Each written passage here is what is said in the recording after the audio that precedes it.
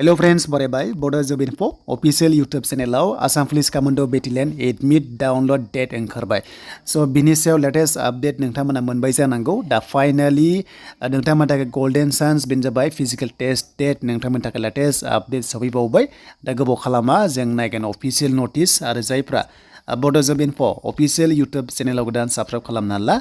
जेब्लायबो साख्रिनि update नोंथांमोना बर' रावजों मोननो हागोन दा जों फैबा अफिसियेल साइटआव SLPRBआव आरो बेयाव फैनाय लोगो लोगो लेटेस्ट अफिसियेल नोटिस नोंथांमोननि कमान्ड पोस्टआ 164 आरो टोटेल कैंडिडेट्स नोंथांमोननिया 1,58,000 नि बारा दङ ओके माने कम्पिटिशना ओरैबायदि डेन्जार जागोन नोंथांमोना मोजां खारनांगोन एक्सेलेन्ट लाथारनांगोन अब्लासो नोंथांमोना मा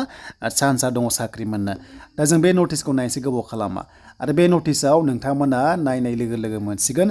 बेनो जाबाय पोस्टआ जोंनिया 164 नोंथांमोननि एबि कमान्डआव आरो बेयाव फैनाय लोगो लोगो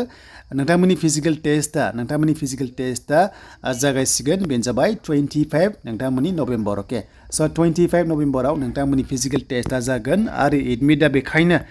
डाउनलड खालामनांगोन 18 नभेम्बराव ओके स 18 नभेम्बर जानाय लोगो लोगो नोंथांमोना एडमिट डाउनलड खालामनो हासिगोन एबा गाबोन एडमिट नोंथांमोना नैबे साइटनिफ्राय डाउनलड खालामनानै लानो हासिगोन आरो दा बुजिबाय नोंथांमोननि कम्पिटिशना बिराद डेन्जार जागोन मानो होनोबा एक्सेलेन्ट लाथारनांगोन नोंथांमोना 80 नि गेजेराव फिजिकल टेस्टआव गोबां लानांगोन आरो साइक' टेस्टआव सहैनो थाखाय दा बेनो बयनिसिमबो अल द बेस्ट थाबाय नोंथांमोननि आसाम पुलिस फाइनालि